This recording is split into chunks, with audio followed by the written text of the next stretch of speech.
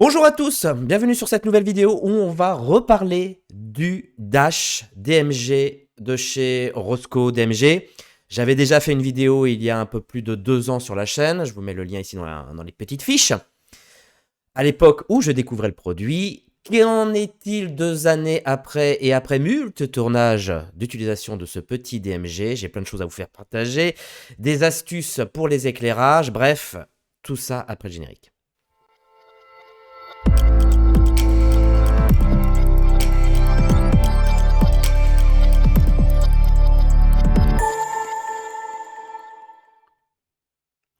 Alors, vous savez, sur la chaîne, j'ai beaucoup parlé de Minette.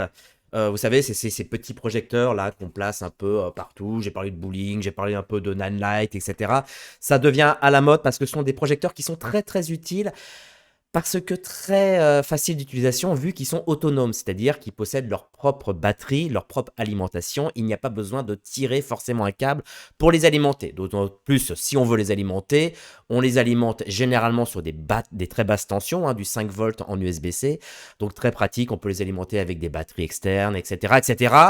Mais franchement, de toutes les minettes que j'ai fait sur cette chaîne, il n'y en a qu'une que j'ai retenu mon attention, et le titre de l'ancienne vidéo le prouve, c'est la fameuse minette de chez DMG Dash, la Pocket LED Kit, qui est ici. Alors, qui vous a livré spécialement sur Miss Numérique. Alors en ce moment, il y a une promotion qui est géniale, c'est-à-dire que pour le prix, l'achat de ce petit projecteur, parce que c'est un projecteur, hein, c'est même plus une minette, c'est un projecteur, on vous offre en cadeau le DOT. On va voir, hein, on va regarder ça ensemble. C'est la petite surprise qu'il y a dans le sachet ici, qui est très pratique. Vous allez voir qu'on peut faire des trucs extraordinaires avec. C'est une promotion, allez-y, n'hésitez pas, allez sur les liens qui sont en description de la chaîne, vous allez voir, c'est super sympa. En attendant, description, qu'est-ce que c'est? C'est donc une minette placée dans un petit, voilà, un petit sachet, enfin, petit sachet, même pas un petit sachet, hein, comment, une petite housse avec fermeture éclair, et à l'intérieur, il y a plein d'accessoires, c'est-à-dire que le truc, il est full accessoires. Alors, déjà, pourquoi il s'agit d'un projecteur un peu coup de cœur avant de vous rentrer dans le détail? Déjà, c'est un projecteur qui a une particularité, c'est-à-dire que pour faire de la lumière blanche, on n'utilise pas forcément de la LED blanche, c'est-à-dire chaude ou froide, comme on le fait beaucoup, notamment sur ce type de projecteurs, vous voyez, qui sont généralement du bicolore plus du RVB, et lorsque vous faites de la lumière blanche, vous n'associez uniquement que des LED blanches, et quand vous faites de la couleur, vous associez des LED RVB. Là, ce n'est pas le cas, c'est-à-dire que là, pour pouvoir augmenter sa couverture de température de couleur, c'est-à-dire d'avoir un écart de température de couleur très important, je crois que ça va de 2002 jusqu'à 10 000 Kelvin, si je ne me trompe pas, 1700 à 10 000 Kelvin. Pour assurer cette grande dynamique de température de couleur, vous êtes obligé d'associer des LED de couleur pour pouvoir rester dans la ligne de Planck. Voilà. Donc, c'est un projecteur qui se présente comme ça. Alors, il a une drôle de gueule parce qu'on a l'impression qu'il n'y a pas beaucoup de LED, mais je peux vous dire que ça suffit largement à vous exploser la gueule. Avec son petit écran LCD. Voilà. Alors là, c'est marrant parce que ça, c'est celui que j'ai reçu là, et celui qui est en train de m'éclairer ici au-dessus de GH5 est celui que j'ai reçu il y a 2 ans. Donc il venait d'arriver, et c'est marrant, il y a des petites différences. Voilà, comme quoi c'était peut-être un prototype ou je ne sais quoi. Mais en tout cas, il y est encore, il marche encore, et je vais vous montrer des images. Parce que oui, je refais une petite parenthèse, excusez-moi. Avant, là, pour faire mes setups d'éclairage vidéo, je m'éclairais avec le bowling. Vous voyez, je mettais ça, voilà, et j'avais l'avantage de pouvoir, hop, l'articuler, et hop, le tourner, et je le mettais en réflexion sur le mur. Sauf qu'en fait, je me suis aperçu que j'avais une petite dérive colorimétrique, c'est-à-dire que avec la lumière du jour de la fenêtre qui est ici à ma droite, ça avait du mal à matcher. Je sais pas, il y avait une dominante verdasse, hein, voilà. Donc du coup, ça m'a fait chier, et du coup, j'ai remplacé par le petit DMG ici. Automatiquement, j'ai une lumière qui est ultra propre, qui se matche parfaitement avec la lumière du jour. Voilà. Malgré que les deux ont un très bon IRC, hein. Voilà. Mais bon, parfois l'IRC ne veut pas dire grand-chose. Donc ici, vous avez ce petit... Putain, le point, bordel. Ici, on a ce petit projecteur Dash qui est tout mignon. Je rappelle qu'il est ici CRMX. ça veut dire qu'il y a le protocole pour pouvoir le piloter avec le protocole céramique. C'est-à-dire que c'est pas un protocole qui appartient uniquement que à DMG, comme les projecteurs Aputure, Nanlite, qui peuvent se commander via une application, mais tu ne peux commander que les projecteurs de la même marque. Là, c'est un protocole universel qui permet de pouvoir les commander avec n'importe quelle console DMX. Ça, c'est nickel. C'est-à-dire qu'il n'y a même pas besoin de prise d'entrée DMX. C'est vraiment génial. Ici, donc évidemment, on fait la lumière blanche, on fait tout plein de types. Enfin, je ne vais pas revenir là-dessus. Enfin, je vais peut-être quand même revenir un peu là-dessus, mais bon, voilà, ça fait évidemment RVB, lumière blanche, des effets télé, des effets bougie, des effets gyrophare, des effets ceci, des effets cela. Le menu est très très facile d'utilisation et surtout c'est de la ferraille, c'est ultra solide. Et je peux vous le montrer parce que maintenant que ça fait 2 ans que je l'utilise, je peux vous dire qu'il a été traité dans des conditions, il est tombé par terre, il est machin, il est ceci, il est ultra résistant et surtout aussi très important, alors il n'est pas waterproof mais il est, voilà, on peut l'utiliser sous la pluie. Vous voyez, j'ai connu des minettes que j'avais mis sur une caméra, il pleut, c'est fini, c'est rincé, c'est foutu. Là, il peut pleuvoir, il peut dracher, comme on dit. Ça ne bouge pas. Tout est parfaitement étanche. Même le petit, ici, la petite recharge en USB-C est protégée par un système qui bouge. Et il peut vraiment, vraiment, vraiment pleuvoir. C'est ultra... Enfin voilà quoi, c'est vraiment fait pour le terrain. Et on a besoin de ça. C'est ça que certains constructeurs ne comprennent pas, c'est qu'on a besoin de projecteurs de terrain. C'est un projecteur que si tu fais tomber par terre, qu'il pleut, qu'il neige, qu'il y a de la poussière, de la terre, etc., ça marche encore. Comme ici, il y a 2 ans. Il y a une particularité que je voulais absolument vous montrer. Je vais vous passer le projecteur en lumière white. Voilà. Je vais le mettre vraiment à genre à 1%. Voilà, je vous le mets à 1%. Et en fait, regardez ce qui se passe. Je ne sais pas si vous voyez bien. Voilà, c'est que en fait, vous avez toutes les LED.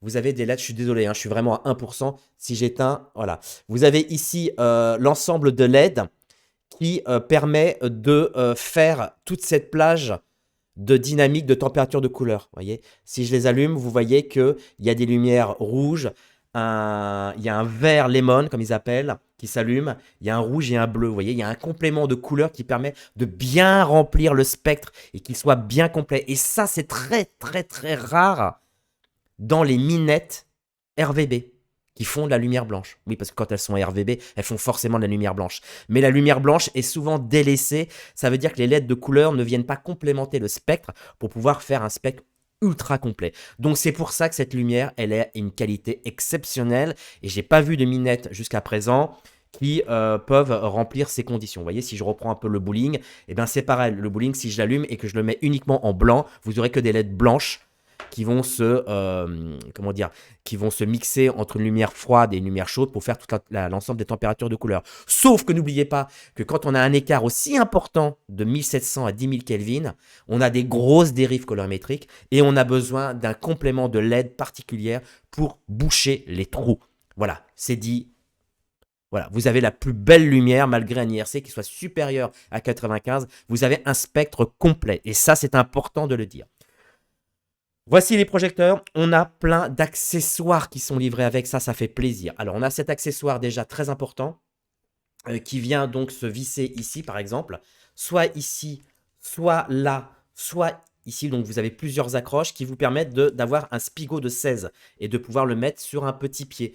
Alors moi j'ai toujours un petit pied Manfrotto très léger. Vous voyez, et qui peut donc pouvoir mettre ce projecteur dessus sans problème. Ça évite d'utiliser les Pakodak qui sont parfois un peu plutôt réservé pour mettre des petits bras magiques. Je vais vous montrer des photos. Ensuite, vous avez évidemment le cordon USB-C, USB-USB-C. Donc c'est primordial qu'aujourd'hui, les projecteurs se chargent en USB-C et non plus en USB. Ça évite de ne pas trouver le trompeur pour savoir dans quel sens mettre la prise. Ensuite, c'est exactement ce qu'il y a actuellement sur mon GH5 là, au-dessus. J'ai mis ça. Voyez. Et là, s'il vous plaît, ça s'aimante. Voyez, je prends, tac, c'est aimanté. Voyez. Ça, c'est pas un truc qui se met dans un rack, un truc qui vient faire chier, quoi. C'est aimanté. Et donc, du coup, ça permet de reproduire un peu ce que les projecteurs de chez DMG Rosco Mix, là, qui ont ce petit dôme un peu espacé. Et le fait que ça soit espacé, ça permet de pouvoir mieux mixer les LED qui sont à l'intérieur. Mais ce n'est pas tout. ce n'est pas tout, ce n'est pas tout, ce n'est pas tout. Vous avez aussi le système toujours aimanté qui vous permet d'avoir un petit snap grid et qui permet vraiment de, je dirais pas spotter, mais réorienter les rayons lumineux pour pouvoir concentrer. Alors, j'aime pas dire concentrer parce qu'on ne concentre pas, mais de pouvoir avoir une restriction par soustraction du fait d'avoir un angle réduit du flux lumineux. Ça, c'est ultra important, le snap grid. Merci de l'avoir mis avec. Après, on a encore un petit sachet à l'intérieur. Et c'est pas les accessoires qui manquent. Et à l'intérieur de ce petit sachet, on a aussi bien très bien protégé. Alors, on a toujours aimanté. On a une rediffusion, mais cette fois-ci plate. Voilà. Donc, vous pouvez mettre une diffusion. Et vous pouvez remettre une deuxième diffusion. Vous voyez, c'est cumulable. C'est-à-dire que si vous avez besoin qu'il y ait 0 point chaud, vous diffusez en 2 fois. Et là, vous avez parfaitement un truc très doux. Il n'y a pas de point chaud, il n'y a rien. Ou vous pouvez, encore une fois, faire ça, garder la diffusion et mettre ça. Vous voyez, tout est cumulable. Et on a même une version filtre transparent. Alors, attendez, j'ai enlevé la protection, là, que je n'ai pas enlevé. Voilà. Filtre transparent. Alors, à quoi ça peut servir? Je me posais au début la question, je me dis, mais pourquoi on met un petit truc transparent comme ça? C'est utile si vous avez besoin de mettre une gélatine. Bah ouais, si vous avez un besoin de mettre une gélatine, je ne comprends pas pourquoi vous aurez besoin de mettre une gélatine, vu que ça représente aussi toutes les gélatines à l'intérieur. Mais bon, pourquoi pas, une gélatine un peu particulière, chocolat, etc. Eh bien, vous pouvez la mettre en sandwich entre les deux plaques. Voilà. Pas bête, hein? Voilà. Et puis évidemment, après, même chose, c'est cumulable, vous pouvez mettre plein de trucs et tout, quoi. Et ensuite, dernier petit truc, et ça c'est une nouveauté, parce que j'avais pas vu ça avant sur la première version. Vous avez la version Bandor, c'est-à-dire la possibilité de mettre des bandors sur votre projecteur. Et je dis même plus minette, je dis projecteur. Voilà, ce système de bandor qui s'accroche évidemment aussi par aimant et puis par un petit effet élastique. Voilà, donc je sais pas pourquoi pas, why not. Il n'y avait pas ça dans la première version, mais voilà, c'est cadeau, c'est avec, je suis content. Voilà, et ensuite, le summum du summum. Et c'est pour ça que je dis sur Miss Numérique, il y a une promotion où vous l'avez offert, parce que ça coûte quand même 55 €. C'est le DOT. Le DOT à l'as, le point, c'est ça. Alors le DOT, c'est quoi? C'est un système de diffusion où on va pouvoir mettre donc le projecteur dedans. Alors je vous conseille de le mettre du coup sans filtre, hein, comme moi. Voilà, vous allez mettre là-dedans et vous allez le coincer dans les élastiques. Alors contrairement à la première version, il y avait un système à scratch qui me faisait peur. Parce que voilà, c'est un système à scratch. Là, on le met avec un système élastique derrière. Ça tient. Et évidemment, bon, il faut que je vous mette un peu plus fort la lumière. Mais voilà, vous avez donc une lumière ultra douce qui émane de ce bol. Voilà. Mais on va voir que ce bol a une particularité très spécifique. Alors attention, parce que ce bol-là, je l'ai eu il y a 2 ans. Prenez-en soin du bol, du dot. Parce qu'après, on va dire c'est quoi le bol. Le dot, prenez-en soin, puisque non pas qu'il est fragile, mais le mien, il a viré au bout d'1 an et demi, carrément au jaune, au chaud, et je n'ai jamais pu le récupérer en utilisant du dissolvant, en utilisant de la javel, rien. Il est carrément jauni, c'est devenu un full CTO, je déconne pas. C'est-à-dire que pour avoir du 3002, j'étais obligé de le mettre en 5006, le projecteur, pour avoir du 3002. Vous voyez, et pour avoir du 5006, c'était un peu compliqué. Donc du coup, moi j'en prenais pas soin, voilà, il était au fond du camion, en mode balèque. Prenez-en soin et je vous conseille pour le coup d'utiliser, de bien le mettre et de le ranger dans le sachet.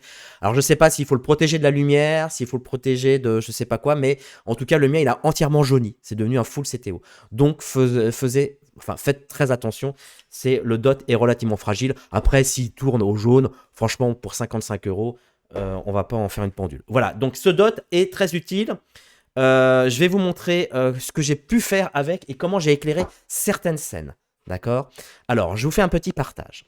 La première chose, c'est que je vous montre donc sur Miss Numérique. Franchement, 300 €, c'est rien. C'est rien, 300 € pour un projecteur où vous allez pouvoir être capable de faire des ITV avec. Hein. C'est-à-dire que vous le mettez carrément sur un pied, ça fait de quoi suffisamment de faire une ITV. Il est livré avec tous les accessoires et vous avez le DOT qui est offert. Alors, je vais vous montrer des photos. Alors là, par exemple, c'est sur le visiteur, notamment sur le visiteur du futur.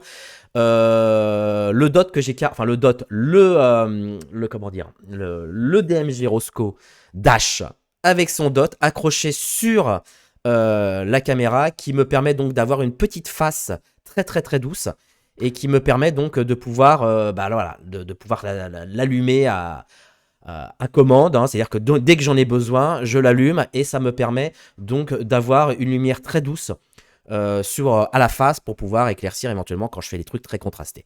Voilà. Et donc c'est quand même ultra pratique de pouvoir l'utiliser. Voilà, par exemple. Et sinon, je l'ai à l'utilisation, je l'utilise à côté sur un petit trépied Manfrotto que je mets à côté pour pouvoir éventuellement déboucher certains points. Voilà, là sur le film Le Visiteur du Futur, à un moment donné, je l'ai utilisé ici, là où quand Gilbert est dans sa salle de bain, je l'ai utilisé carrément pour l'éclairer. Alors, à la base, je me suis dit, ça c'était le plan de départ, si je le vois dans le champ, bah pas de souci, quoi, ça fait un peu lumière de salle de bain. Bon, alors quand vous regardez le montage final, quand ça a été monté, ça a été pris juste après. Mais franchement, là où ça commence, voilà, ça pouvait très bien faire, vous voyez, truc salle de bain et tout. Surtout que j'ai oublié de vous dire un truc important, les amis, c'est que vous avez un petit aimant qui est livré avec sur Pacodac, ce qui fait que vous pouvez le mettre sur aimant, et si vous avez quelque chose de métallique, paf, vous accrochez le projecteur et aussi le dot, vous voyez, en mode aimant. Après, on est allé beaucoup plus loin puisque j'ai eu une utilisation particulière, notamment sur le téléfilm Meurtre en Champagne que j'ai fait pour France 3, où on a 3 personnes qui sont dans un bar autour, et je l'ai utilisé pour éclairer. Vous voyez, je l'ai posé carrément avec son dot, comme ça au milieu de la table, et ça fait un peu éclairage, un peu, je dirais pas un peu futuriste, mais presque, qui me permet d'éclairer. Ça a été fait donc sur Meurtre en Champagne, mais à l'origine, je l'ai utilisé sur le film Le Visiteur du Futur, où je l'ai carrément mis ici en mode futuriste, quoi, c'est-à-dire carrément sur la table. Et on voit très bien, voilà, que après il y a un plan grue, etc. Voilà, on voit ce dot, voilà, qui est à la fin du film pour ceux qui ont vu le film, où on voit carrément que les personnages sont éclairés. Alors c'est très pratique parce que à la base c'était pas prévu du tout. C'était pas prévu du tout, c'est-à-dire qu'au début je me suis dit comment je vais les éclairer. Et en fait, tu as 2 manières d'éclairer quand tu as des gens autour d'une table. Et maintenant 3 avec celle-ci. Mais les 2 manières, c'est quoi? C'est soit tu fais un top light, donc tu fais une lumière douce qui descend comme ça en top light et ça éclaire tout le monde. Soit tu fais par des oppositions de 3/4 contre, c'est-à-dire que tu mets des sources en 3/4 contre, comme ça, et t'éclaires un peu tout le monde. Sauf que, évidemment, quand tu dois tourner autour de la table parce que tu as plusieurs caméras ou parce qu'il y a un travelling, etc., ça fait chier parce que c'est dans le champ. Et l'avantage du top light, c'est que quelle que soit la direction que tu tournes autour de la table, tu es toujours dans la même direction de lumière. Donc tu ne perds pas tes raccords contrastes. Et je me suis dit, oh putain, j'en ai tellement fait des éclairages en top light autour d'une table. Et je me suis dit, si je faisais un bottom light, ça veut dire que je place carrément mon dot ici, au milieu de la table. Et comme ça, putain, mais c'est tranquille, quoi. La lumière, elle est faite en 10 secondes chrono. Le temps de mettre un peu de toile de jute autour du dot, ouais, parce que le petit défaut qui est à remarquer, c'est que quand vous mettez votre projecteur, le projecteur crée une épaisseur. Donc quand vous le posez sur la table, vous avez un jour qui se fait au-dessus. Donc généralement, là, on l'a couvert avec une toile de jute. Voilà, on s'en est débrouillé, hein, c'est pas non plus si catastrophique que ça. Mais en tout cas, ça a permis d'éclairer la scène rapidement et surtout de façon très originale. Voilà. Bien évidemment, sur ce projecteur, comme je l'ai dit, il y a plein d'effets. Des effets qui sont évidemment qu'on retrouve évidemment sur les minettes, hein, les effets qui peuvent être facilement réalisés sans utiliser une table de DMX, des programmations DMX, notamment pour faire des effets bougies, des effets télé et tout. Donc tout ça évidemment, c'est empaqueté là-dedans. Vous avez les gélatines aussi qui sont référencées. Alors, c'est évidemment de la marque Roscoe, hein, c'est pas l'autre marque, un filter. Mais voilà, tout est référencé. Vous avez le choix évidemment des roues chromatiques, saturation et tout. Il n'y a zéro color shift. Zéro color shift, c'est-à-dire que si par exemple je mets une couleur et que je dim la couleur, je pars pas dans une dérive colorimétrique, chose qu'on peut avoir notamment sur d'autres minettes. Voilà, vous faites une couleur, vous le dimmez à 20%, la couleur, elle est carrément aux fraises, d'accord? Ça, voilà, autant dire que c'est un projecteur plus que parfait. Je l'adore. Il est autonome, il y a une bonne autonomie, on peut le recharger en parallèle, c'est-à-dire que si vous sentez que vous allez l'utiliser pendant plusieurs heures, pas de souci, vous le branchez en USB-C, il peut être auto-alimenté avec de l'autre côté une batterie Veloc. Voilà, donc c'est pratique, utile.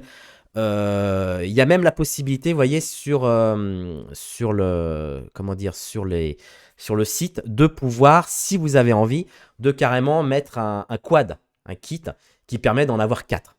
Voilà, là, franchement, vous explosez, quoi. Vous explosez le truc. Donc voilà, donc il y a une promotion en ce moment sur Miss Numérique. Allez voir les liens dans la description. Il y a plein de possibilités avec cet éclairage. C'est vraiment un projecteur coup de cœur que j'aime beaucoup, beaucoup, beaucoup et que j'utilise de façon récurrente et tout le temps sur tous les tournages. Voilà, vous ne serez pas déçus, surtout pour 300 balles.